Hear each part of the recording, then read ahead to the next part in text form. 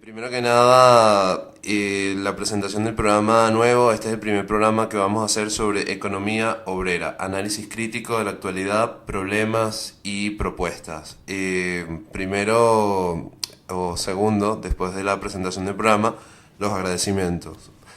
Fundamentalmente los agradecimientos a los compañeros de Aporrea, en especial el productor del programa Dylan May, que han hecho posible de manera técnica este esfuerzo, aunque evidentemente que la responsabilidad absoluta de lo que acá se diga pertenece a nosotros, al Centro de Investigación y Formación Obrera, y en este caso Manuel Sutherland, quien es el que va a coordinar una buena parte de los programas, aunque el programa es parte o trata fundamentalmente de conversar, comentar los resultados de nuestras investigaciones en el área de las ciencias sociales, unas investigaciones obreras, críticas.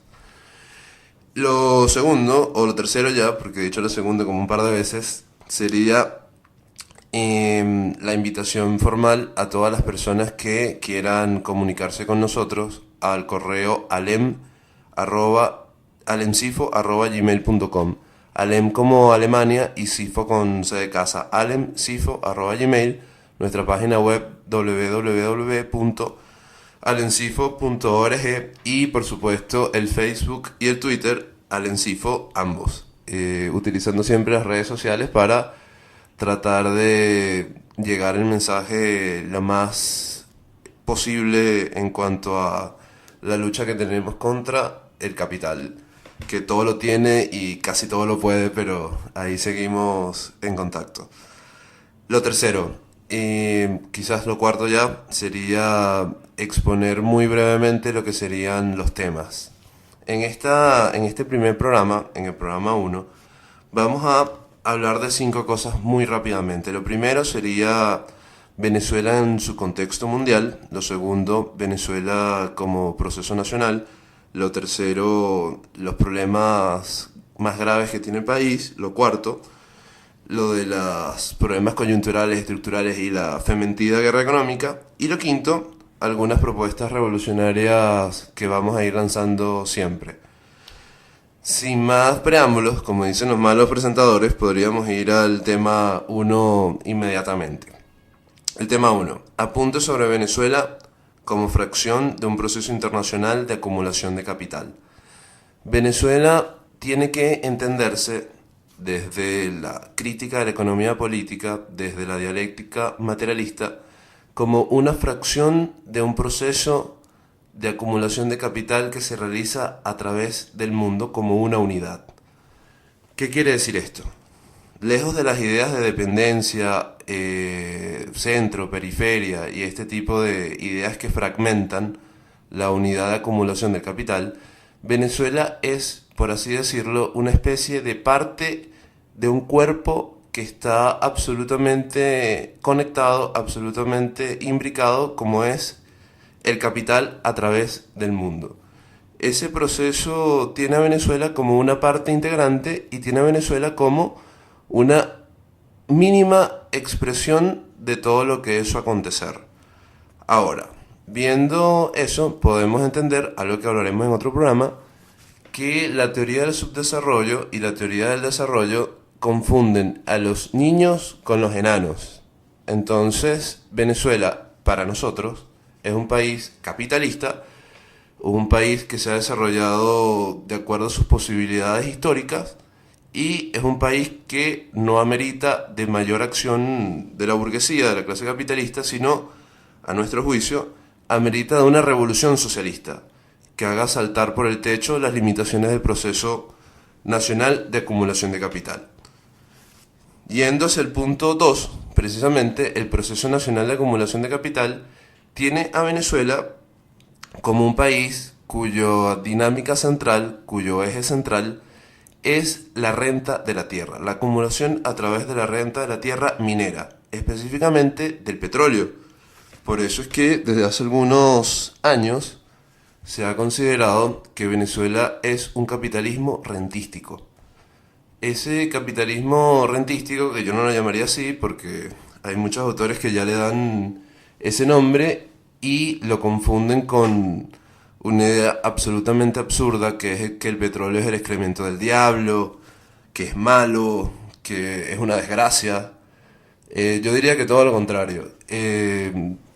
Venezuela tiene la dicha de tener petróleo y tiene la suerte de tener una enorme renta petrolera. Cuando el precio del petróleo creció, en los últimos años, más o menos se ha decuplicado desde el año 2003, más o menos, ha pasado de $8 a 100. Esa decuplicación del peso del petróleo ha permitido una expansión de la renta. Y viéndolo desde el punto de vista marxista, el proceso nacional de acumulación de capital, cimentado o teniendo como eje fundamental la apropiación de la renta de la tierra minera en hidrocarburos, ha tenido o ha podido dar un salto en cuanto a su acumulación y ha podido tener un crecimiento de sus exportaciones enorme y ha podido financiar a través de las políticas sociales un gran gasto que se ha invertido en diversas áreas, sobre todo en áreas de ayuda, en áreas de transferencia directa de la renta. Ahora bien, teniendo ese panorama bastante más claro, podemos ir al punto 3 o al tema 3. En el tema 3 podríamos arrancar explicando de una vez lo que nosotros consideramos los problemas más graves que tiene la economía nacional. Los problemas más graves que tiene la economía nacional los hemos resumido en lo que podríamos llamar una espiral virulenta, una espiral destructiva, la espiral que se fundamenta en el fraude en las importaciones, la improductividad, el atraso industrial, la escasez, la inflación, las constantes devaluaciones y, lo más grave de todo, la caída del salario real. ¿Qué sucede? Alguien podría preguntar, ¿y la guerra económica? No. Nosotros consideramos que la guerra económica no existe, es una falacia, es un invento, es una excusa. Nosotros consideramos que dentro de esta espiral es donde se desarrollan los peores problemas de la economía venezolana, que son problemas, algunos pueden ser o parecer coyunturales, pero ya han tomado ribetes de estructuralidad. Veamos con el primero, el fraude en la importación. De los trabajos de investigación que hemos realizado en comercio exterior, podemos determinar que prácticamente el 70% de lo que se importa jamás llega a los anaqueles del país. El aumento en las importaciones del año 2003 a 2012 fue cerca de 400% o un poco más. ¿Qué quiere decir eso? Hay una hipertrofia en las importaciones nacionales, tanto privadas como públicas. Las importaciones públicas crecieron en 900% de 2003 a 2012. ¿Y qué es lo que hace eso?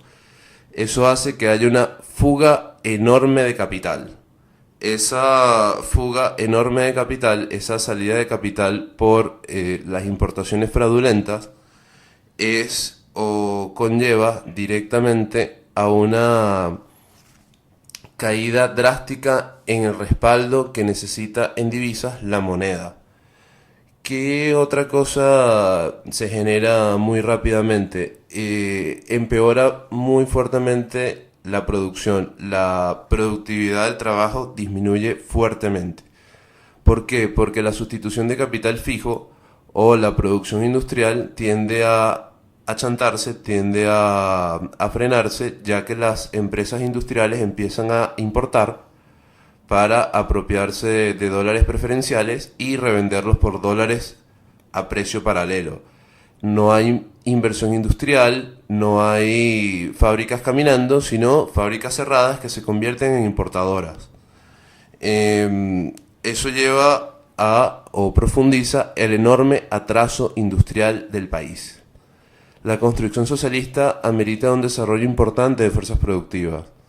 Ese desarrollo de fuerzas productivas está siendo en los últimos años mermado cada día más por un atraso industrial enorme que lo que hace o lo que ha hecho en los últimos años es expandirse. Ese atraso industrial, devenido fundamentalmente en que la mayoría de las industrias no están invirtiendo en nuevo capital fijo, no están invirtiendo en nuevos equipos, nuevas máquinas, nuevas instalaciones, en que la producción de los bienes manufacturados se está sustituyendo por importación de bienes manufacturados, y esa importación de bienes manufacturados se está sustituyendo por importación fraudulenta, es decir, importación donde ni siquiera llega la mercancía.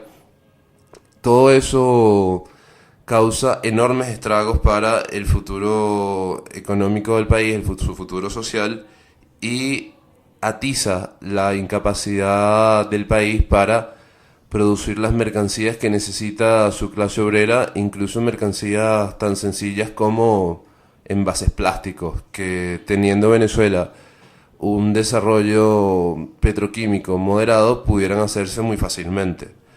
Eso también nos lleva directamente a la escasez. A medida que el fraude importador y la caída en la producción en la mayoría de los rubros se acentúa, las mercancías empiezan a desaparecer de los anaqueles. Empieza a haber escasez y desabastecimiento. Escasez es la desaparición absoluta de toda la familia de la mercancía. No hay margarina sin sal, no hay margarina con cebolla, no hay mantequilla sin sal, etcétera, etcétera, etcétera. Y el desabastecimiento es que hay pocas variedades de esos productos, solamente hay margarina sin sal, por decirlo así. Entonces, ese fraude en la importación y ese atraso industrial y esa improductividad del trabajo, esa caída en la productividad del trabajo, causan fundamentalmente lo que nosotros vemos, escasez y desabastecimiento, que tiene un correlativo posterior, que es el acaparamiento. El acaparamiento es cuando la burguesía trata de guardar la mercancía y no venderla, para venderla o esperar venderla en un futuro y sacarle un poco más de dinero. Ahora, esa escasez se ve atizada con la cuestión de la regulación de los precios. La regulación de los precios es sumamente incómoda para la burguesía porque le pone un techo a su posibilidad de ganancia. ¿Y qué es lo que hace la burguesía normalmente? Se niega a producir. Dice, mira, yo no voy a vender un kilo de harina de trigo en 10 bolívares porque me va a ganar un bolívar. Entonces yo, en vez de venderla al precio regulado, trato de vendérsela a los buhoneros, que la pueden vender en 50, a ellos se los puedo vender en 25. Trato directamente de vendérsela a los restaurantes, a los hoteles, o trato simplemente de fugarla. ¿Fugarla cómo? Como contrabando de extracción. Por ejemplo, en Colombia, una harina de maíz venezolana puede venderse fácilmente en 4.000 pesos, que sería muy barato, muy económico. 4.000 pesos pueden ser $2, más o menos. $2 a dólar paralelo equivalen más o menos a 180 bolívares. En Venezuela, ese kilo de harina cuesta 12. Es decir, que el burgués, en vez de ganarse 2 bolívares, se puede ganar 150. Se puede ganar 10 veces más, 12 veces más de lo que se gana en el país. Y eso es tan lucrativo que incluso una persona que en su mochila se lleve un saco de harina de maíz lo puede vender en el extranjero y sacar dinero. En Colombia, en Brasil, en las islas del Caribe. Por eso, por el diferencial tan grande entre los precios regulados de las mercancías y la posibilidad de venderlo a precio de contrabando, hay ese auge en el contrabando. No es porque los tipos quieran tumbar a Maduro, no es porque los bachaqueros en el Zulia, guajiros, reciban instrucciones del Departamento de Estado en inglés, no es porque los comerciantes chinos que no hablan español reciban instrucciones de la CIA ni del Mossad, sino que simplemente se pueden ganar 10 veces más de lo que se ganan acá. Lamentablemente hay algunas autoridades que tienen una idea muy extraña de cómo se comporta un capitalista y piden que sea patriótico, amoroso, tierno, de corazón limpio y puro. Pero el capitalista lo que tiene en su corazoncito es la necesidad de hacer dinero. Mientras más rápido, mejor. Mientras más fácil, mejor. Mientras menos esfuerzo, mejor. Entonces, si le ponen a usted a vender el dólar, a vender la mercancía a 180 bolívares para ganarse 150, o le dicen, véndela a tu pueblo para satisfacer la necesidad de tu pueblo a 12 bolívares para ganarte 2, el capitalista va a decir que otra la venda a 12, yo prefiero venderla en 180. Y eso no solamente lo hacen los capitalistas malvados y avaros, según la concepción idealista del capital, sino lo hacen capitalistas chavistas, que han tenido enormes créditos con el Estado, créditos baratos y ridículamente bajos, y hacen lo mismo. El ejemplo del café.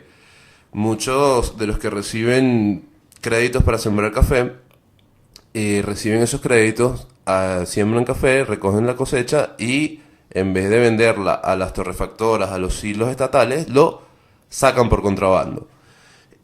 Cuando lo sacan por contrabando reciben dólares y reciben una cantidad 10 veces más grande que lo que le puede pagar el silo o la torrefactora nacional, porque el precio del café está regulado.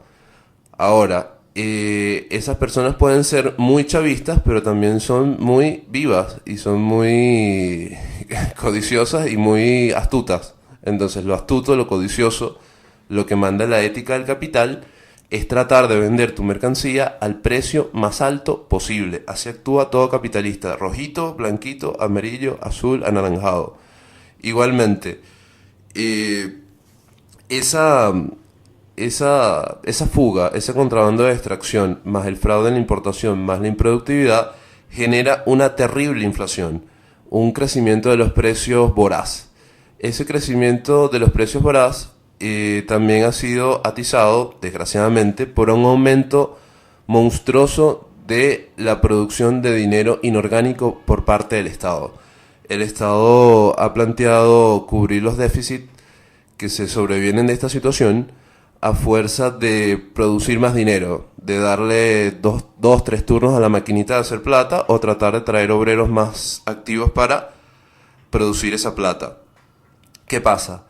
Hay una estadística, hay un dato que lo sacó el amigo John Caicedo del Centro de Investigación y Formación Obrera, que dice que la base monetaria ha crecido cerca de 30 veces en los últimos 12, 13, 14 años, cerca de 30 veces. Eso quiere decir que se ha lanzado mucho dinero a la calle, y ese exceso de dinero a la calle, con una escasez galopante, tiene que verse correlacionado con un aumento de los precios, sin nosotros ser monetaristas, ojo. Por supuesto que no lo somos, pero ese aumento de dinero inorgánico, sin ningún tipo de respaldo, empuja los precios hacia arriba. Y el empujar los precios hacia arriba simplemente hace o causa el deterioro grave del salario real. No hay que ser ningún economista con un PhD para darse cuenta que el salario todos los días está perdiendo capacidad de compra. No solamente que las cosas, o una buena parte de las cosas, no se consiguen, sino que las cosas son siempre más costosas que la semana anterior, que el mes anterior. Muchas mercancías que se compraban baratas, ahora cuestan 5 o 6 veces más. Y aunque ha habido aumentos de salario, los aumentos de salario son insuficientes y no cubren esa brecha. Ahora, aterrizando en el punto 4, lo que hemos explicado anteriormente, la espiral nefasta que arruina a la nación, fundamentalmente arruina a la clase obrera, porque la clase capitalista está de plácemes, está haciendo más dinero que en la fiebre del oro en California, está llenándose los bolsillos hasta los bolsillos de las medias, si podríamos encajar un bolsillo en las medias, se lo están llenando. La enorme cantidad de dinero que se han llevado del país, que han fugado, se calcula en 150.000 millones de dólares. Podríamos decir con toda responsabilidad que en 10 años, más o menos lo que lleva el control de cambio, que fue necesario en ese momento y que aún lo es, la burguesía ha triplicado sus ganancias en Venezuela. Y eso no puede llamarse guerra económica, no es una conspiración maligna ni malévola, sino es el normal proceso de acumulación de capital cuando hay un diferencial cambiario entre 6.30 y 80 que permite a personas corruptas y tramposas hacerse de ese dólar barato y luego revenderlo con ganancias exorbitantes. Es el negocio más lucrativo en la historia, no tiene nada que ver con tipos que quieran derrocar al gobierno, porque ni les interesa, pero sí podríamos decir que es un negocio que da mucho más que la venta de cocaína. Si Pablo Escobar estuviera vivo, probablemente deja la venta de cocaína y estuviera importando fraudulentamente en Venezuela mercancía. El punto 5, para ya terminar, un esbozo de algunas propuestas revolucionarias. Lo fundamental que hemos tratado acá se corregiría o se cambiaría con tres cosas. Lo primero, la nacionalización del comercio exterior, la estatización del comercio exterior, fundamentalmente la estatización de las importaciones, a través de una central estatal única de importaciones transparente, digital, con una página web, una página electrónica. Y lo segundo, la estatización de la banca. La estatización de la banca es fundamental. Venezuela necesita esas dos mociones o esas dos medidas, esas dos propuestas que estarían de perlas con un plan o proceso de industrialización estatal masivo a gran escala y con alta tecnología. Quizás eso sea lo más importante que hay que hacer, aunque hay que hacer cambios muy grandes en el Estado, porque un Estado con estas profundas fallas e ineficiencias no puede hacer algo tan importante como esto.